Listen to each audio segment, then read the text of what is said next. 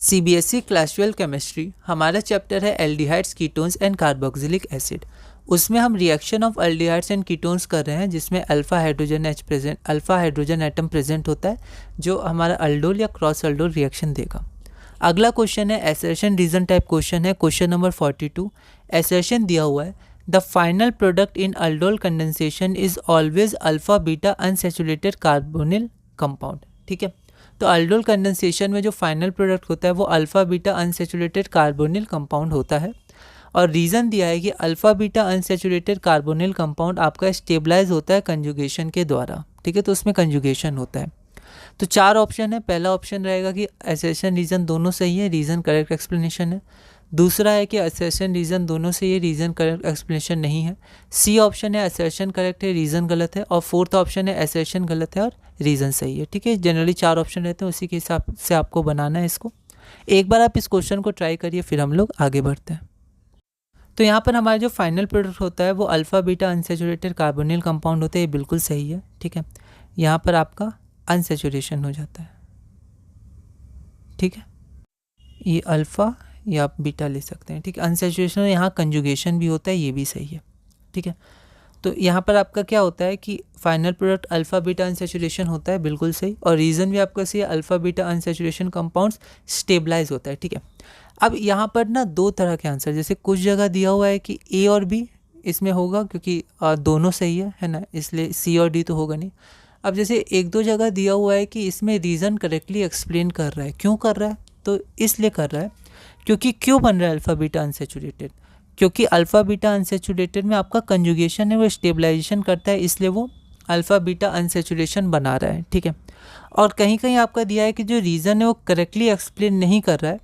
ठीक है, assertion correctly explain, reason correctly explain नहीं कर रहा है एसर्शन को। एसर्शन है हमारा कि final product alpha beta unsaturated होता है, और रीज़न में होना चाहिए था कि कैसे हो रहा है। ठीक है, कि जब आपका एक, मान लीजिए यहाँ पर आपका अल्डिहाइड बन रहा है, ठीक है, और यहाँ पर आपका OH ग्रुप बन रहा है। ठीक है, तो यहाँ पर OH बन रहा है, यहाँ पर आपका अल्डिहाइड बन रहा है, तो इसके पास एक हाइड्रोजन है, फिर वो यहाँ पर आपका H2O लूज़ होगा, तब आपका यहाँ अनसैचुरेशन बनेगा। तो ये बताना चाहिए था कि आपका लॉस ऑफ वाटर मॉलिक्यूल हो जाता है एंड में। ठीक है, तो यहाँ पर आप एक बार देख लीजिएगा कि इसमें A हो या B होगा। वैसे अगर आंसर देखें तो आंसर में B लिखा हुआ है कि ये डायरेक्टली एक्सप्लेन नहीं कर रहा है, लॉस ऑफ वाटर मॉलिक्यूल होना चाहिए था या कोई और रीज़न, ठीक है, जो कनेक्ट कर सके। और वैसे एक जगह लिखा है कि ये भी कनेक्ट कर रहा है क्योंकि ज़्यादा ये स्टेबल है, तभी तो ये बन रहा है लास्ट में। ठीक है, तो एक बार आप इस क्वेश्चन को देख लीजिएगा। वैसे मैं यहाँ B लिख दिया हूँ जो आंसर दिया हुआ था। The final product is alpha beta unsaturated carbonyl compound, और alpha beta unsaturated carbonyl compounds are stabilise due to resonance. तो मैंने दोबारा लिख दिया। वैसे आपको लिखने का ज़रूरत है नहीं, आप चाहें तो लिख सकते हैं, वरना आप कम से कम ये पूरी लाइन तो लिख दीजिएगा यहाँ पर B, और उसके बाद यहाँ से भी आप लिख सकते हैं both A and R are correct but R is not the correct explanation. तो ये क्वेश्चन एक बार आप देख लीजिएगा। ठीक है, अगला है हमारा question number 43। Illustrate the following reaction giving a suitable example.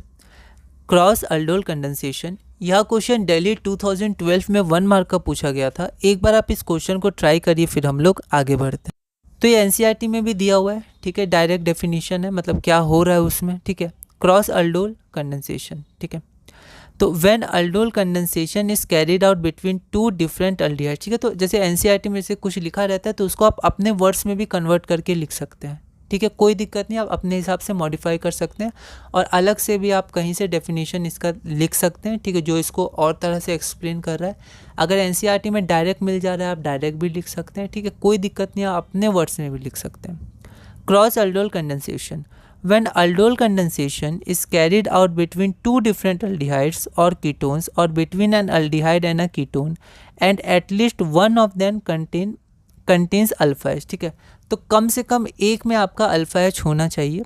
It is called cross aldol condensation. ठीक है, तो उसमें उसको क्या बोलते हैं हम लोग? Cross aldol condensation. ठीक है, तो या तो किसी एक में अल्फा H हो या फिर दोनों में अल्फा H हो। If both of them contain alpha hydrogen atom it gives a mixture of products. ठीक है, तो अल्डोल रिएक्शन में क्या था कि सेम मॉलिक्यूल था, सेम अल्डिहाइड था, सेम कीटोन था। एक ही अल्डिहाइड रहेगा, वो अपने दूसरे मॉलिक्यूल के संग अल्डोल, और कीटोन अपने दूसरे मॉलिक्यूल के संग अल्डोल करेगा, लेकिन जो आपका क्रॉस अल्डोल है उसमें आपके पास 2 डिफरेंट अल्डिहाइड रहने चाहिए, या 2 डिफरेंट कीटोन रहने चाहिए, या एक कीटोन एक अल्डिहाइड रहना चाहिए। और हो सकता है दोनों के पास अल्फा एच ना हो, पर कम से कम एक के पास तो अल्फा एच होना चाहिए, ठीक है। तो उसको हम लोग बोलते हैं क्रॉस अल्डोल। और अगर दोनों के पास होंगे अल्फा एच तो उसमें मिक्सचर ऑफ प्रोडक्ट्स बनता है, 4 प्रोडक्ट बनते हैं, ठीक है। मिक्सचर ऑफ 4 प्रोडक्ट्स भी आप लिख सकते हैं, है ना। इसके एक एग्जाम्पल पूछा गया है यहाँ पर। तो एग्जाम्पल में CH3CHO और CH3CH2CHO सिंपल एग्जाम्पल ले सकते हैं, ठीक है। तो 4 प्रोडक्ट बनेंगे। एक बार जब ये खुद के संग अल्डोल करेगा, एक बार ये खुद के संग करेगा, ठीक है।